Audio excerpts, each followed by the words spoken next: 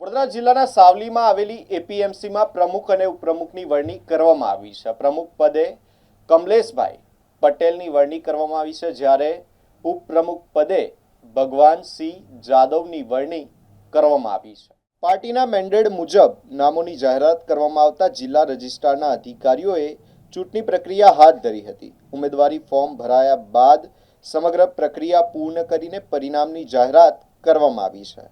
એપીએમસીના પ્રમુખ પદ માટે કમલેશભાઈ મુરજીભાઈ પટેલ અને ઉપપ્રમુખ પદ માટે ભગવાનસિંહ રાયજીભાઈ જાદવને બિનહરીફ વિજેતા જાહેર કરવામાં આવ્યા છે. નવા ચૂંટાયેલા હોદ્દેદારોને ભાજપના કાર્યકરો, ખેડૂતો અને આગેવાનો દ્વારા ઉત્સાહભેર વધાવવામાં આવ્યા હતા, તેમજ શુભેચ્છાઓ પણ પાઠવવામાં આવી છે.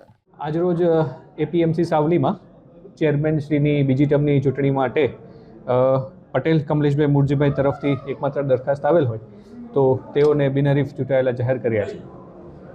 આપનું નામ? મારું નામ અભિષેક સુવા. હાલ હું ઇન્ચાર્જ જિલ્લા રજિસ્ટ્રાર વડોદરા તરીકે કાર્યરત છું.